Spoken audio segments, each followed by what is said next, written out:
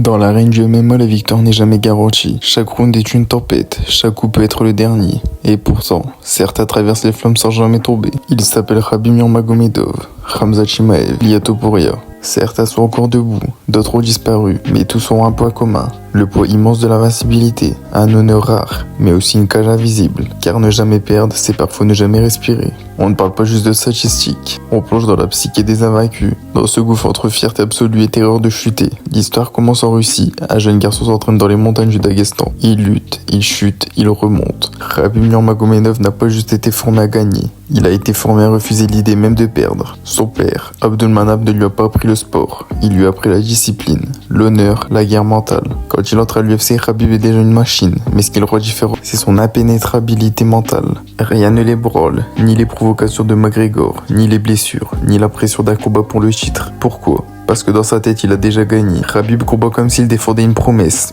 à son père. Une promesse à son peuple, une promesse à lui-même. Être invaincu n'était pas un choix, c'était un devoir. Mais ce devoir a un prix qu'il ne montrera jamais, mais qui le hantera longtemps.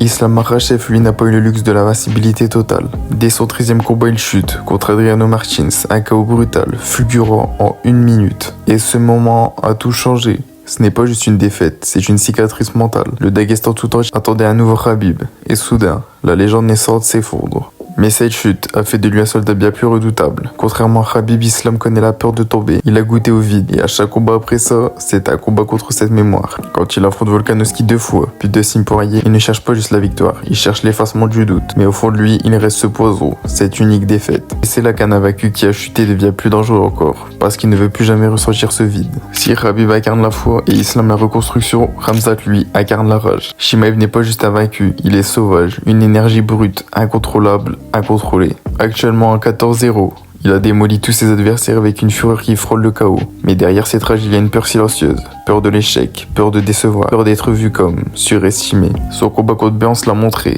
Khamzat est humain. Il saigne, il doute, il recule, mais il refuse de céder. Et dans son dernier affrontement contre Whittaker, on l'a vu changer. Plus stratégique, moins fonceur. Pourquoi ? Parce que le mythe commence à se fragiliser. Plus il avance, plus il a à perdre. Et chaque pas devient plus lourd que le précédent. Topuria est différent. Il n'est pas juste un vaincu. Il est le premier d'Espagne. Il porte l'honneur d'un pays entier. Il porte l'étiquette du futur roi. Et ça, c'est un point que peu peuvent comprendre. Face à Volkanovski, il fait ce que personne n'a pu faire. Il le détruit. Mais ce soir-là, il devient autre chose qu'un champion. Il devient un symbole.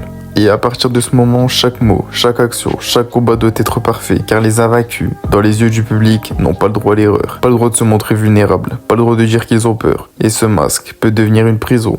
Topuria devra choisir, rester parfait ou rester libre. Être invaincu, c'est combattre sur 2 fronts. D'un côté, l'adversaire devant toi, de l'autre, le monstre dans ta tête. Car quand tu n'as jamais perdu, tu n'as aucune référence à l'échec. Et plus la série de victoires s'allonge, plus l'idée de tomber devient insupportable. Tu ne combats plus pour gagner, tu combats pour préserver un mythe. Mais un mythe n'est pas un homme. Et tôt ou tard, la fracture mentale apparaît. Le sommeil devient lourd, la concentration fragile, l'envie remplacée par l'angoisse. Et si un jour tu perds, que se passe-t-il ? Certains comme Anderson Silva se sont brisés, mythes écroulés. Ils n'étaient plus que l'ombre d'eux-mêmes. D'autres comme Georges St-Pierre sont revenus, plus humains, plus vrais, plus dangereux encore. Alors, mieux vaut-il être invaincu et enfermé ou vulnérable mais libre ? Au fond, le mental des invaincus n'est ni une simple force, ni une simple faiblesse. C'est une épée à double tranchant. Oui, ça te rend dangereux. Oui, ça t'élève au rang de mythe. Mais ça te prive aussi de la légèreté, de l'humanité, de la liberté d'échouer. Khabib a quitté le sport pour préserver le mythe et a tenu la promesse à son père. Islam continue de combattre pour le purifier. Khamzat lui marche sur la corde raide. Topuria commence à peine à sentir le poids. Et toi, si tu étais invaincu, aurais-tu le courage de continuer ou celui de tomber ?